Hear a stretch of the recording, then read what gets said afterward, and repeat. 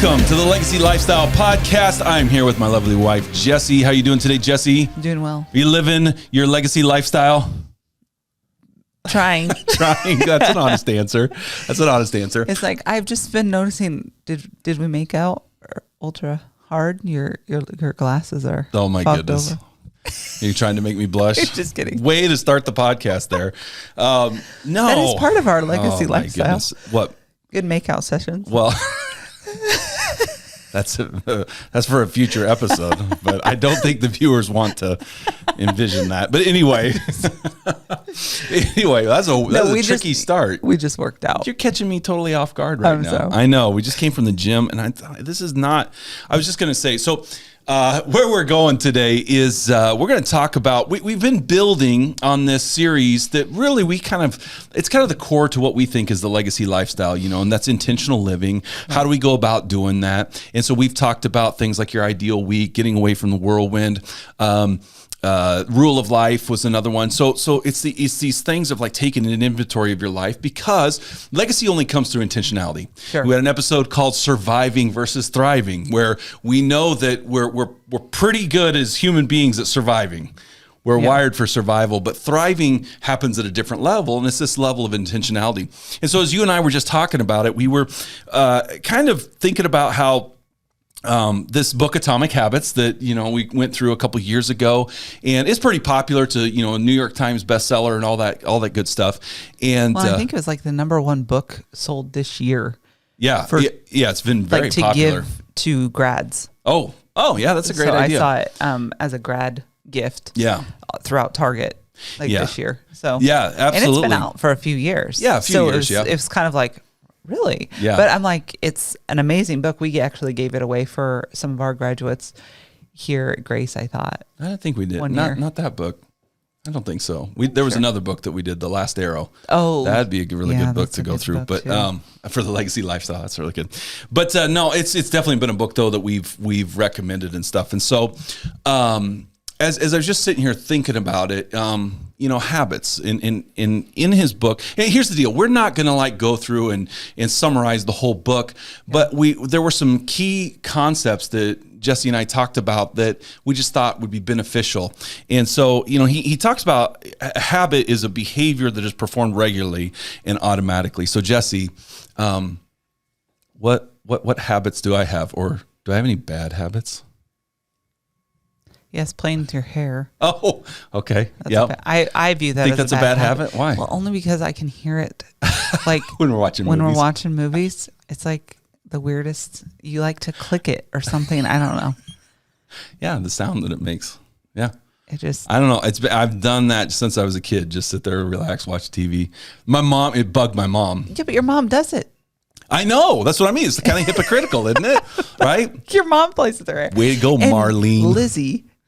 Lizzie and Mick is the one that he'll sit there and he'll stab the ends of his hair. I'm just like, what is this? Right now, the viewers are kind of, it's one of these things that are kind of like, what are you talking about? Well, it's like a thing, I don't know. Anyways, I don't do this, but my kids, I don't know. It's like inherited or something. But here's the deal. It must be a genetic predisposition. Must be. And like you said, like my mom would even do it, but she'd tell me as a kid, like, don't do that. Right. I don't know why. She says it causes split ends. Yeah, but my hair's short. So anyway, but the thing of it is like, I have never rebuked my kids for doing it. So I'm like, yeah, I get it. It's like, it's relaxing. It's soothing. It's like stress management or something. I don't know. It's like a stress ball. Maybe it is. Yeah. So anyway, you're like, well, that's good. Can you think of any other? Do I have any other bad habits? I'm sure you do. I can't think of any right now. Would you say them? I don't know. Yeah. There was a little bit of a test. I'll be honest. I was testing you. I was. I don't really know your bad habit. Yeah. I mean, I'm sure you have some. Yeah. Everybody does, but. Well, I know. I thought you were going to turn the question and ask if you had any. Well, I don't really want to know about it publicly. I was going to say you were practically Jesus' little sister. You're thanks. Fine, so. Thanks. Yeah. Anyway. No, I know you're lying. Anyway, but habits, we all know that habits are, again, kind of these routine behaviors, and really the idea behind atomic habits, when we hear the word atomic, what do you think of? A bomb. Like a bomb, right? Like this huge thing. But really things that happen at an atomic level are really small. Yeah. So he's more talking about like atoms, like on. Like yeah. Now an atomic bomb does yeah. start with, you know, splitting of an atom and things like that, but it makes a huge impact. And so really that's the thing is we think about intentional living an intentional lifestyle. It really is the small things day to day, right? Right. Well, because that's why you build a rule of life. So you kind of know who do I want to be? Yeah. And how do like my spiritual, my vocational, how do these things help me become the person that I want to be? Yeah. And then you create your ideal week to help you fulfill your rule of life to become the person that you thought. And I think what Atomic Habits does is kind of help break that down. So if they like if you wanted to go through the book, because like Kris said, we're not going to go into really deep detail with this, but he has like things that you can start doing. Like he has like a 2-minute rule. He has like habits that you can form within 2 minutes. Yeah. And so he has these practical like steps that you can take. We're not necessarily going to go into all of that. So if you want some of that to help you kind of create your ideal week, even to create maybe things that, again, not the shoulds of life, but the what has God or what have you yourself said, no, this is the person that I want to be. This is what I want to leave behind. So what legacy, and so your rule of life kind of helps you establish what that legacy is going to be that you're going to be leaving.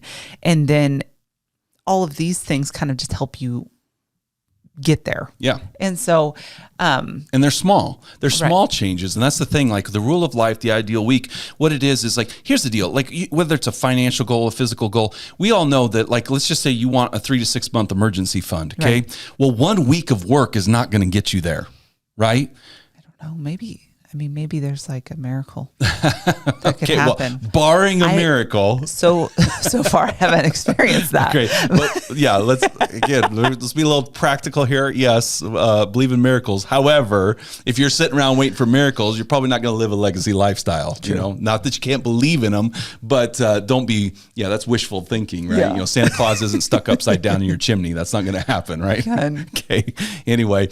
But really the thing of it is a lot of times we focus on like the macro, the big picture, right? I need 3 to 6 months in savings, right? But the thing of it is like, even if it's adopting simple changes of looking at your budget weekly, maybe that should be something you put in your rule of life, right? Absolutely. Because if I just categorize my spending, it's a discipline, it's a habit that I'll see where my money is going rather than just blindly swiping the credit card and hoping something's there. Or even like people that, it's like you spend cash, but it's like you haven't budgeted where your cash goes. And so they'll get to the end of their week and they don't have enough for groceries, or they don't have enough for gas or whatever. And it's like, well, tire blows up on the car and all of a sudden we got to pull from somewhere. A little extra. Yeah. And so he mentions, he talks about how we focus so much that, that massive success requires massive action. There's a great quote. I believe it was Bill Gates who said this, he said, most people will overestimate what they can do in a year, but severely underestimate what they can do in 10. Wow.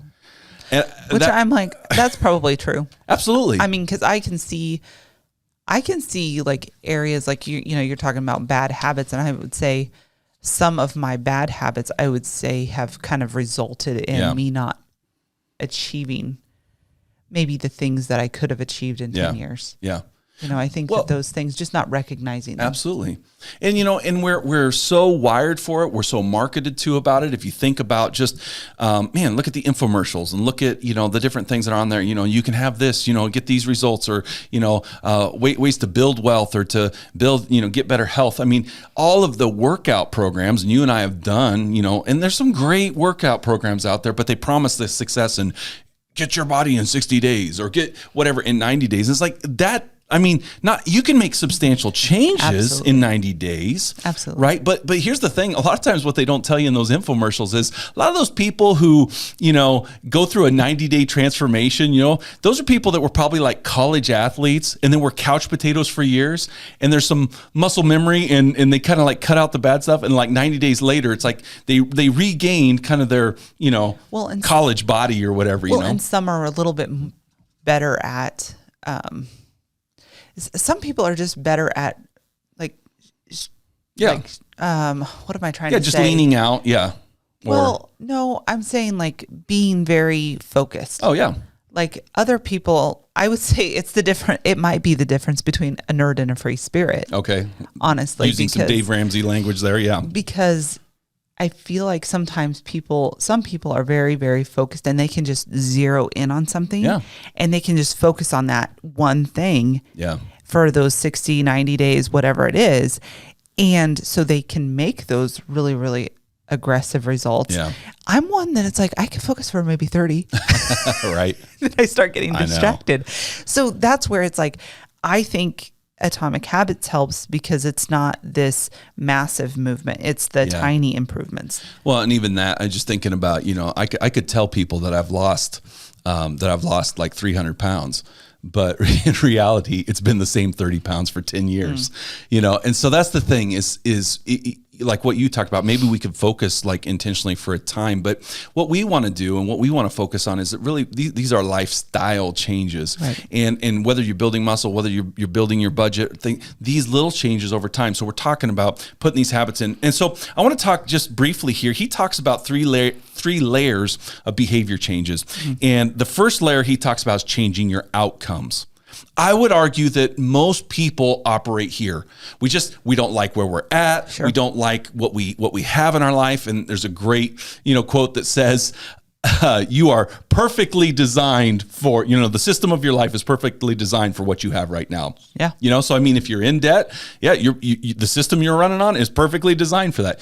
But you could say the opposite is true as well. If you've got your emergency fund, well, then your life is designed perfectly to get the results that you have. Absolutely. But the problem is if you only focus on outcomes, that's pretty shallow.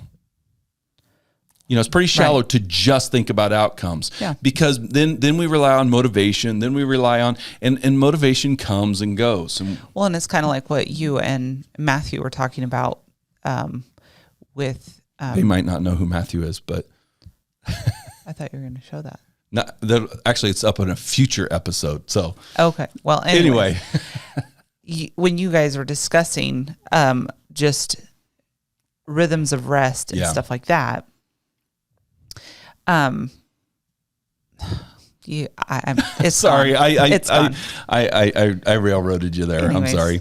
But we were talking about changing your outcomes and just basically the like you said, we talked about like with Matthew, and that is coming up on a future episode, by the way. So be looking for that.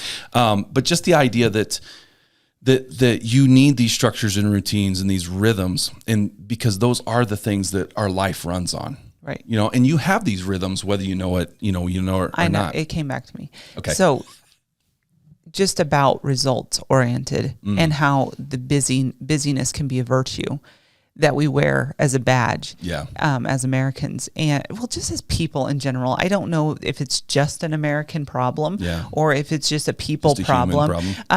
But just wearing that busyness as a badge, it's like that is total outcome focus only. Yeah.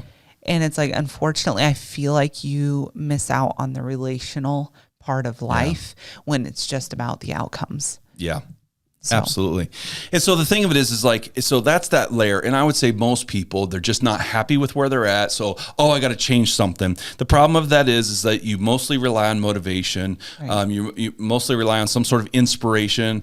And that wanes and that goes. And that's why, like you said, we can focus for maybe 30 or 60 days, maybe 90 days, but then it's, there's kind of a rebound effect that will happen. And so then you could go what he talks about, like this second layer, and that is changing your process. And really that's kind of what we've been doing. Rule of life, ideal week, things like that are helping us to identify maybe some core processes in our life. Sure. right? And so, but here's what we want to get to is like, that's just another layer. There's actually a deeper layer that we'll get to in a second. Yeah. But I do think this at least gets more focused in, because you've got to examine the processes of your life. You're operating on some sort of process. If you're just like, no, I don't, I wing it. Well, that's your process. Whether you want to admit it or not, that is your process. You just go with it is process. Winging it in a prayer. That's a process, right? And we could argue how good maybe sometimes it works out, but if you were to be honest with yourself, again, if you look at the outcomes, are you really, happy with the results that you have? Right. But yeah, I would say that the ideal week and the rule of life helps us dial in and say, okay, what are the processes? How is my life tuned to give me what I have? Right. Did you have? No. Oh, you look like you were going to say something. So, all right. The third thing then he talks about here is the deepest layer. And I thought this is so amazing. And that's really changing your identity. And so we talked about this on a previous episode of, if you want to be someone, I remember we used to watch The Biggest Loser, and I remember they had the contestants one year do a half marathon. Oh my goodness. I was. Now I got to tell you, in middle school, in high school, I hated running. Like I still don't enjoy it. Like I'm not one of those sickos, but I'm teasing if you're listening and you're a runner. But I'm not a psycho. No. No, I really just never, so I played football, and of course we'd run sprints. I mean, so anything over 100 yards was like, well, what's the point of that? It's like, they're either going to score a touchdown. To where I need to get. I did not like distance. I remember, so in junior high, our coach came out. This was like our 8th grade year. So he had our previous, because we do the presidential fitness test, right? And so he had our time for our mile like the year before. I think it's like a 6th or 7th grader. I was probably running like an 8-minute mile. I mean, it just was like, that's, I hated it. I hated running any kind of distance like that. I think it's worse than that now. For me, but that's okay. I mean, if I went out and just really pushed it, it'd probably be about an 8-minute mile right now, honestly. But anyway, so what I did was in my 8th grade year, my coach came out and he goes, all right, gentlemen, I've got your times for you. And he put like 7 minutes on there. And I as a kid, I'm like, I know that's like a whole minute faster than what I did last year, right?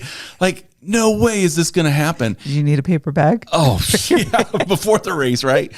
And so I'm like, and so I get out there, I run it, and I cross the finish line somewhere around, I want to say like 7:32 or something like that. And he had said, if you don't beat the time I give you, you're going to have to run it again. And I came across the line, and I gave everything that I had, and I was mad, I was crying, I was telling my friends like, there's no way, I won't do it, I won't run it, and so I never had to run it again. Good. So yeah, but that was my feeling towards running. Like, I'm never going to run more than a mile, like never. And a friend of mine one day put something. Well, when we had watched that episode, and I watched, here all these, these contestants, and they ran like a half marathon, and I was just like, that's crazy. Yeah. And there was something that was like lit inside of me that I'm like, I want to try that. And so a friend, from church, like posted, hey, anyone want to train and run a marathon with me? I was like, well, half marathon, I'm in. Yeah. And so I set this goal. I looked at one of those beginner running plans. I think Hal Higdon is the most famous one out there. And so I started following that. I just followed it for 12 weeks. And it was really incredible because, 12 weeks out, I went out and ran, or through the 12-week process, I ran 13 miles. And that was amazing to me. Just again, these changes, week in and week out, those small changes. I couldn't go out and run 13 miles today. Well, no, but it's like, again, it's the small changes over time.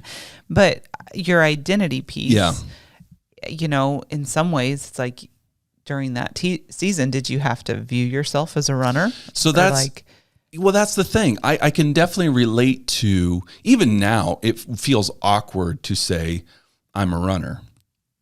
right? Like, because I have an ideal in my mind, right? But the reality of it is I've ran 3 half marathons. You know, you ran one with me. Yeah. And the thing of it is like, I actually have come to a place where, again, it's not my like favorite thing to do, but I do like how I feel, you know, when I know that I can just go out and run a 5K and just, and just enjoy it and have a nice, decent pace. Like, I like the way that feels. Yeah. But here's the thing is it's still hard for me to say I'm a runner, because I think, well, then you should look a certain way. You should be able to run a certain time.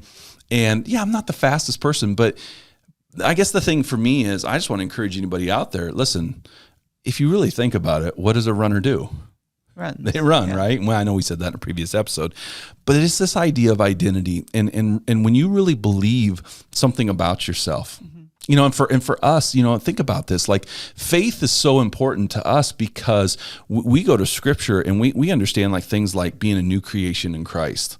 I mean, that's something we really believe. Like, we really believe God has so radically forgiven us. And then not only just forgiven us, but through the redemption of Christ, like, he has given us a new life. Right.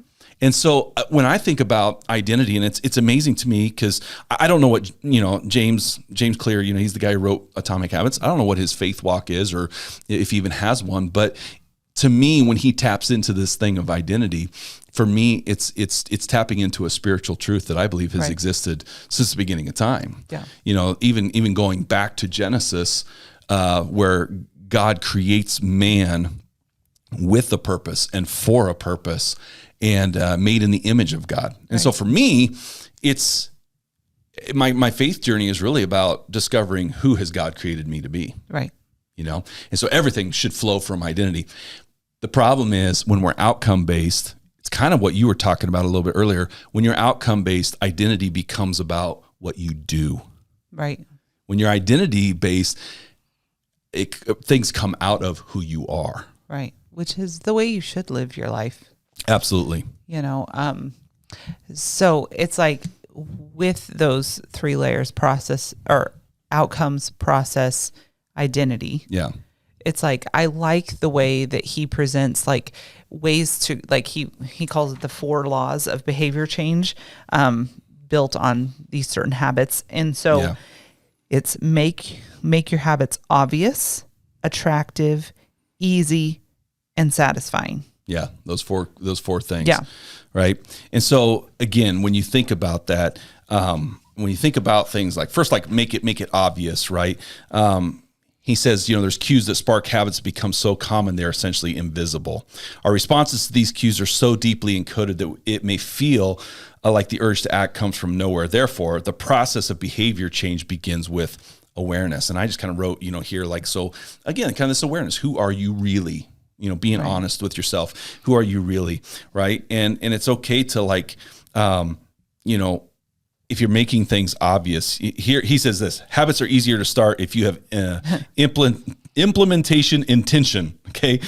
Which is a plan you make beforehand about when and where to act. The implementation intention formula is I will insert behavior at time in location. All right. Yeah. And then he even talks about like habit stacking, you know, saying things like, well, after current habit, I will new habit. Right. So those are just, again, making it obvious, making it, and I think that's really what our intention is with the rule of life and the ideal week. Yeah. Making it obvious. You're like, put that ideal week on your fridge if you have to. Well, and he also talks about in the obvious, kind of like changing your environment to fit the new habit that you're wanting to create. So it's easier to build a new habit in a new environment because you are not fighting against old cues. Yeah. So it's like if you have a bunch of, I don't know, friends that if you're, I guess if you have relationships with people that are giving certain cues, let's say you want to become, maybe you're like a partier or you go out often and you're noticing that your drinking is becoming a little bit more than you would like it to be. Yeah. It's like there is a sense of which you have to kind of, again, make sure you're aware of who you are and make sure you're identifying those deep ingrained beliefs about your life. Yeah. And even when it comes to drinking and partying and doing those things. And then you need to take a step back and then look at your surroundings, look at those people that are around you. And if you're needing to take a step back from that, and it doesn't mean that you'll never have a drink socially, but just that it can't be as often. And you've just realized that about yourself. It's kind of taking that cue of like, okay, I can't hang out with these friends because these friends tend to pull you into unhealthy behaviors. Absolutely. Yes, absolutely. So it's that the cues would be those friendships or those places that you attend that cause that habit or process to come or outcome to come out. And so it's changing the complete environment in which you do certain things. Yeah. It's really interesting that you mentioned that because, just your circle of friends has such a huge impact. It's funny because there's, someone who we know who he reconnected with some friends from high school. And it turned out like these guys were had gotten into lacrosse. All right. No, listen, we're in central Nebraska. Like lacrosse is not like this. It's really not a thing here, but I guess it is because there's some people that get together.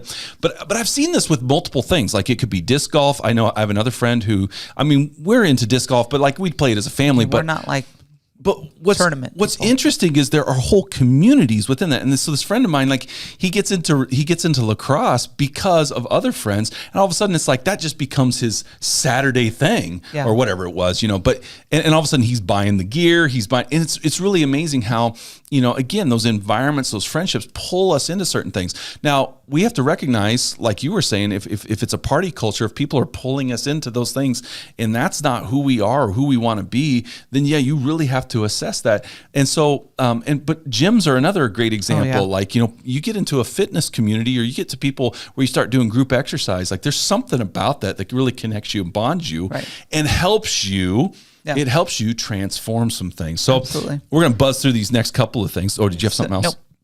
So the second thing he talks about, just making it attractive. So one of the most effective things you can do is build better habits is join a culture. And that's I got ahead of myself a little bit there. No, that's okay though. I feel like they kind of go hand in hand. Kind of blend into each other.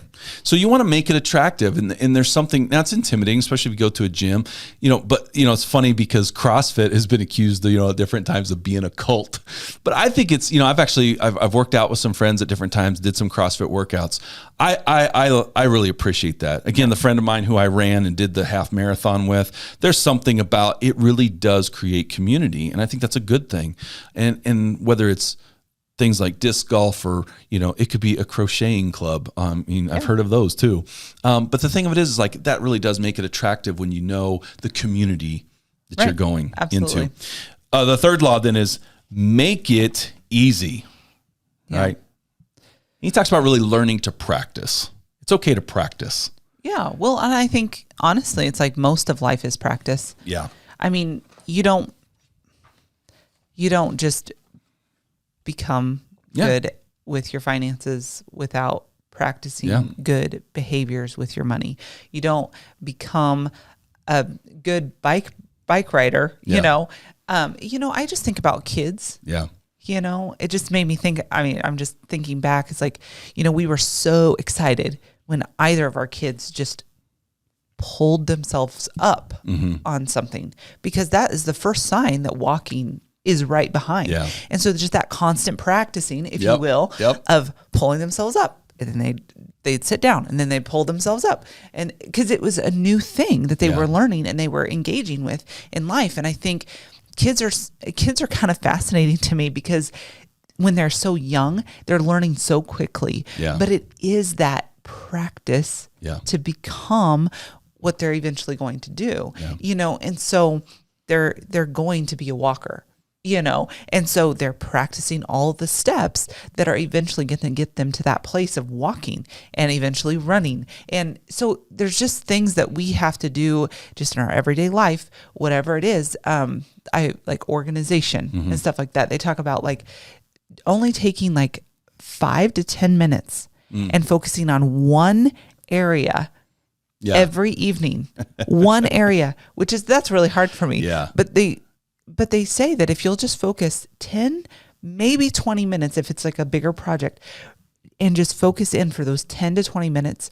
It's like over the course of the week, you'll actually clean your house. It'll be more organized. Yeah. And so it's just those little small things. And so I don't know, do you have to get cool rags? Do you have to, I don't know how to make it attractive, but whatever you need to do, to make it attractive, to make it desirable for you to do it. Or maybe it is just taking a before picture and taking an after picture of that area. Like we did that with our pantry. I took a before picture and I took an after picture after I got it organized. I sent it to my friends that I was like trying to be we were trying to challenge each other to be more organized. And I was like so proud of myself. Yeah. So that was one of those. So it made you feel, it made you feel really good. Oh yeah. I was like, I'm an organizer, she got the dopamine rush from the after picture of the pantry. That's fun. No, hey, if that's a good idea, actually. It's really good. But one of the things that he does say is, many habits occur at decisive moments. Yeah. And he just says choices that are like a fork in the road, and they either send you one way to productivity or the other way of unproductiveness. And I just thought about that in when it comes to our identity piece. It's like life is either going to take you in the direction that you're wanting to go, or it's going to take you down a road that you weren't really wanting. And I think that's true of, I think that introspective looking at oneself. It's like, it's so important because you do need to really know what's going on in the depths of who you are. And really being able to be honest with yourself in those moments. And if you have a hard time with that, go get counseling, go do whatever, or get a coach, get a life coach, whatever you need to do to help you kind of dig into the recesses of your heart to find out who you are, because those forks are so important. And I know in my own life there was a moment in time where it was like, okay, Jesse, you can choose this path, right? But this is going to take you down a road that when you get to the end of it, you're going to hate who you are. You're going to hate what life has handed to you, and it's not going to be happy. And it's not going to bring joy. And I just think about leaving a legacy. It's like, I don't want to leave a legacy that's not healthy for people. Right. You know, I want to leave something that is going to help the world flourish better. Even if it's just in my small community that I have. That's right. I want that to be healthy for them. So those little forks in the road of just, okay, you can go this way or you can go this way. This is a choice that you have. But just know that on those choices, it's like one is going to take you down the path to get you to the place that you want to go. The other is not. And I think it's helpful to think about, life is rarely static. Oh yeah. We're always moving. It's almost like you're almost like a ship in the ocean. And I know someone's going to say, yeah, but there's the doldrums. Well, there's rarely doldrum moments in our lives. There are currents that are moving. And so there are times we can move with the current, and that can be a good thing. But there are sometimes we've got to swim against the current as well. And so, life is discerning those times. It's all about, who do I want to be? Am I just going along? So that leaves us the last thing, and we'll kind of land it here. But the fourth law, he talks about making it satisfying. And this is really good to know. He says, humans are more likely to repeat a behavior when the experience is satisfying. And he talks about how our brain. Here's the deal. This is the bad news. Your brain is wired to do the easy thing. Your brain is wired to do the easy thing. So it's like those impulses, those, to sit on the couch and watch TV when you want to go to the gym or whatever. It's like that. Your brain is default mode is to opt for that. And so it's good to know that about yourself, but you have to have some personal responsibility here. And so he talked about even just like simple things, like it could be a journal, it could be a calendar, like just checking off. I mean, really creating to-do lists there's actually science behind this. One, when you create a to-do list, you get off your brain, you put it on a sheet of paper, but then when you check it off, there is something satisfying about that. Well, I'm like, he talked a lot about habit trackers and stuff like that. So I'm like, things that like give you rewards and pings. And I was even thinking about my watch. I'm like, it gave me a reward. Gave me like a green, like sparkly circle when I completed my workout today. Yeah. It's probably creating some dopamine response that I'm not aware of. It's really funny. It's really funny because, Apple Watch is, we both have an Apple Watch. And so this is not a product placement, but Apple, if you'd like to sponsor our podcast. But it was funny because one day I was getting the kids ready for school and it actually registered as a workout. And I was like, imagine that, right?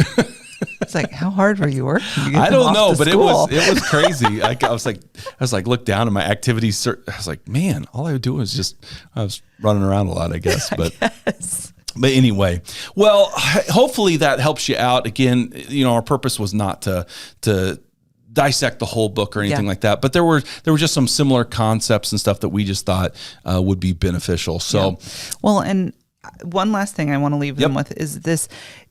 When you're he calls it the Goldilocks rule. And it's don't make anything too hard or too easy. Mm-hmm. Too easy, you get bored, and it's actually the opposite. It'll take you in the opposite direction. It won't allow you to create the new habit, to become the new person that you are wanting to be, or who you are, what you are called to be. And so you don't want to make it too easy, but you don't want to make it too difficult either. And putting these because it's it can just bring those discouragement and all that stuff. Adequately challenged. Yeah. We want to live a life that's adequately challenged, not over challenged. That can cause burnout, but under challenged can cause burnout too. When you're bored, you can be burnt out. So yeah, it's good stuff. Yep. Anything else? Nope.